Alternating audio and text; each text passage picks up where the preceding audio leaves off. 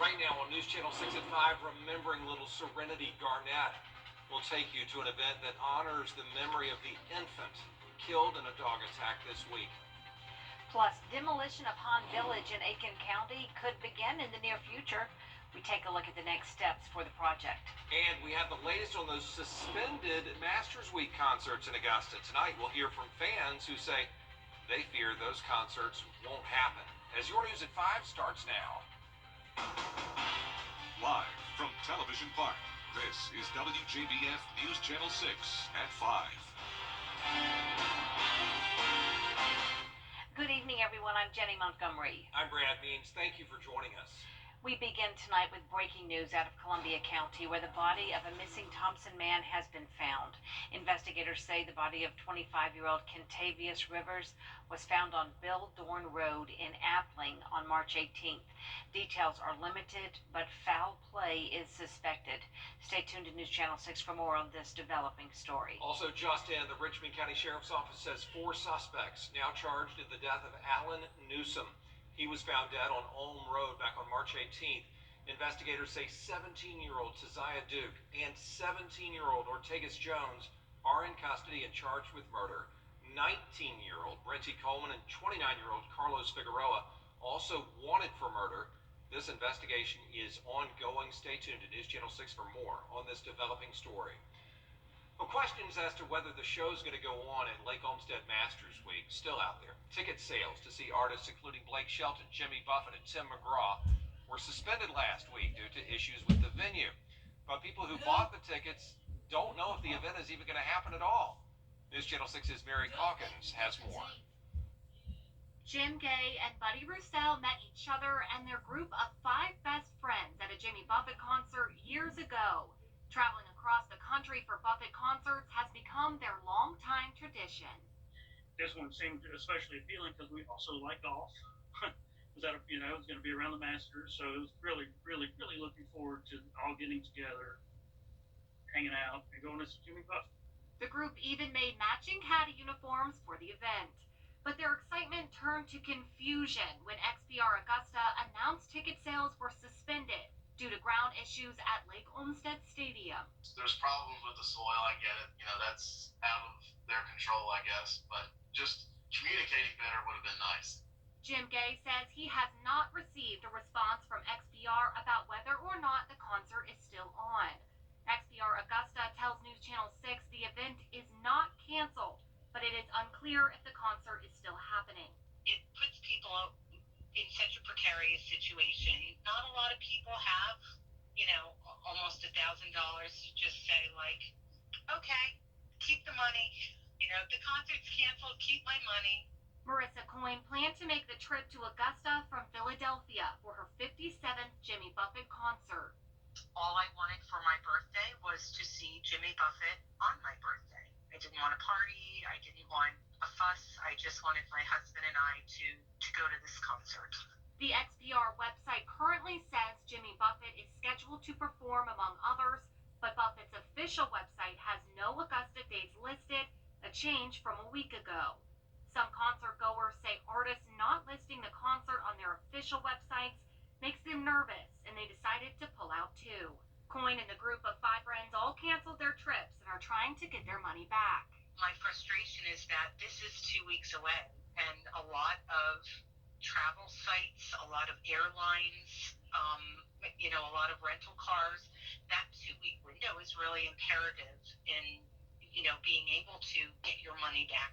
We're working on a plan B for, another destination, but I was really looking forward to it. It combines 2 of my favorite things, Jimmy Buffett and the Masters. It was a no-brainer for me, and it's disappointing that it's come to this. C4 Live said in a statement, production and ticket sales remain temporarily suspended at this time.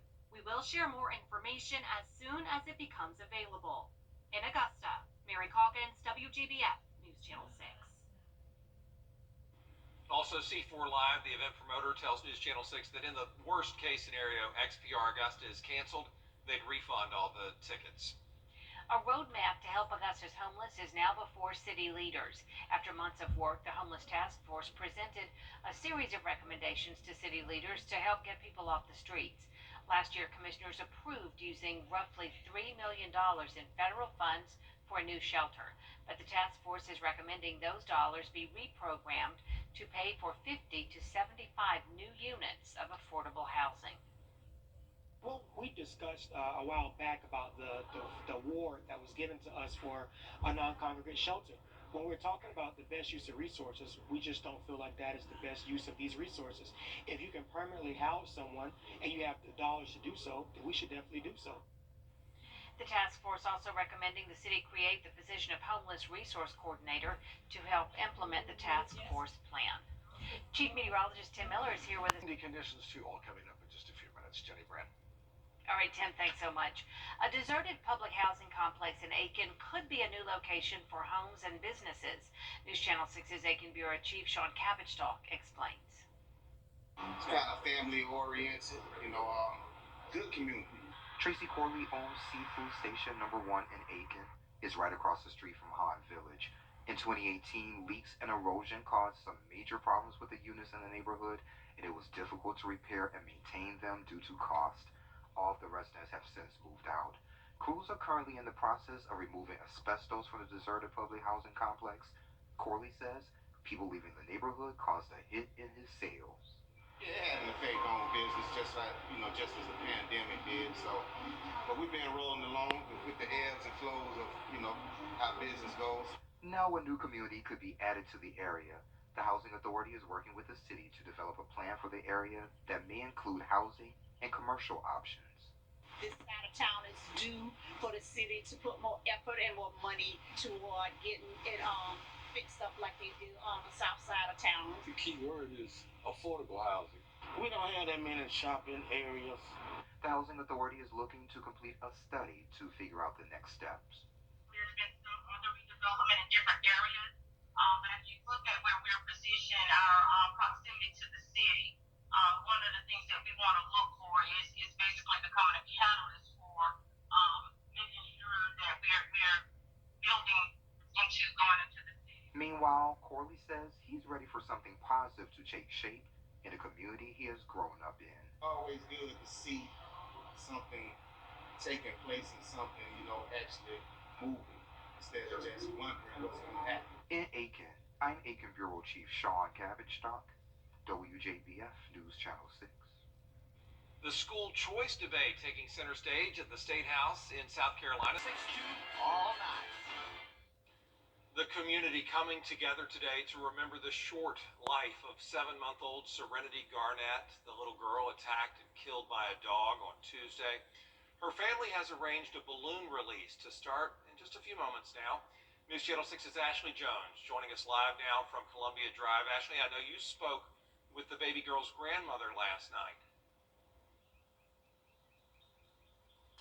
That's right, Brad. Right now, I'm standing in front of the home where that horrific incident took place, but soon family and friends will be gathering in this same spot to wish Serenity a farewell. Serenity's grandmother, Rosalie Rivera, helped organize today's balloon release. We spoke with her last night. She said she didn't want to talk about what happened Tuesday afternoon, but she did want to talk about the huge impact that Serenity had on her family in just that short amount of time. She said Serenity was the happiest thing that has happened to their family in a long time. She said they don't know how they will move forward after this, but they know they'll have to try. Rivera says that she was the first one to hear about that fatal attack. I wouldn't wish this pain on anybody. I know she's my granddaughter, but she was my favorite girl. Now, according to an incident report from the Columbia County Sheriff's Office, Serenity's great-grandmother, who was watching her at the time of the attack, did not own this home or the dog that actually attacked Serenity. We found out that the owner of the home and the dog is actually incarcerated right now on unrelated charges, and we're trying to figure out what those charges are. And we're also trying to find out if there are any charges that will come from this attack that happened on Tuesday. We'll keep you filled in on that as we learn more. But for now, live out here in Martinez, I'm Ashley Jones, WJBF News Channel 6. A lot of U.S. leaders right now believe Russians. On Saturday night, but we'll have some decent sunshine over the next several days. All right, good.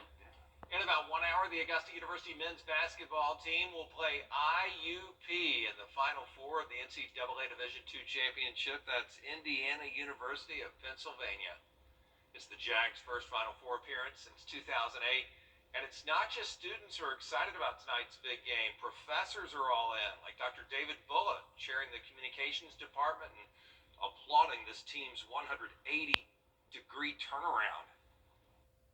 Well, first of all, I think people need to realize that last year this team had, with the exception of 2 players, the same talent, but 5 players were not allowed to play or couldn't play because of their things that were related to COVID.